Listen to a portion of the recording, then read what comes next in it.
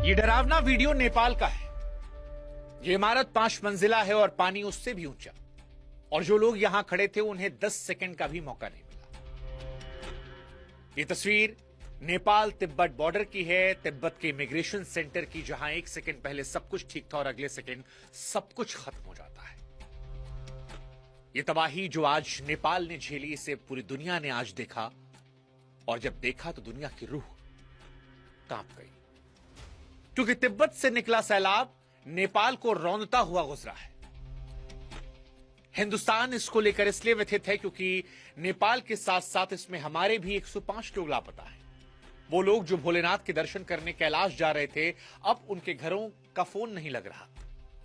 30 से ज्यादा जवान थाने समेत बह गए हैं। जो बचाने वाले थे वो खुद लापता है। 60 मजदूर सुरंग के अंदर थे और सुरंग के मुंह पर पूरी की पूरी नदी आ गई। बांध टूटा, हेलीकॉप्टर बचाने पहुंचा था, लेकिन खाली लौटना पड़ा क्योंकि उतारने के लिए जमीन ही नहीं बची थी। और ये पानी रुका नहीं है, ये गंडक बनकर बिहार आ रहा है। 8 जिले अलर्ट पर है। लेकिन अगर आपको लगता है कि सबसे ज्यादा खौफ इन तस्वीरों का है तो आप गलत हैं, क्योंकि सबसे ज्यादा खौफ लापरवाही का है। 13 महीने पहले इसी नदी में यही तबाही आई थी, जांच हुई थी, रिपोर्ट बनी थी। उस रिपोर्ट में लिखा था कि यह दोबारा होगा, लेकिन शायद सब कुछ रिपोर्ट में ही फाइल हो गया। और उसके बाद कुदरत ने वो दिखाया जिसका अंदेशा उसने पहले दिया था। इसलिए कुदरत का सरप्राइज नहीं है। नेपाल जो झेल रहा है वो डिक्लेयर की गई मौत है, बस तारीख आनी बाकी थी। और इसीलिए आज सवाल नेपाल की इस त्रासदी को लेकर है कि जब सब कुछ पता था तो सैकड़ों जिंदगियां उस रास्ते पर किसने छोड़ी? क्या यह प्राकृतिक आपदा है या फिर इसके लिए जिम्मेदार हैं हम?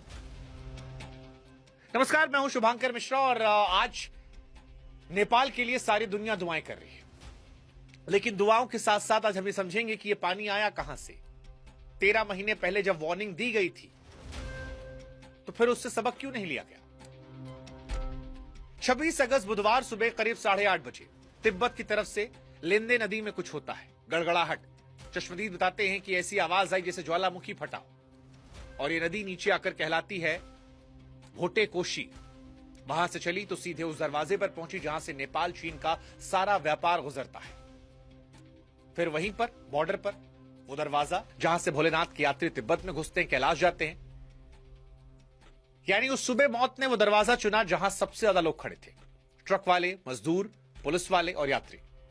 इसके बाद 9 बजे रसू वागड़ी पहुंचता है ये सैलाब, और यहीं पर वो सीसीटीवी वाला सीन आता है। कस्टम, ट्रक, इमिग्रेशन सब बह जाता है।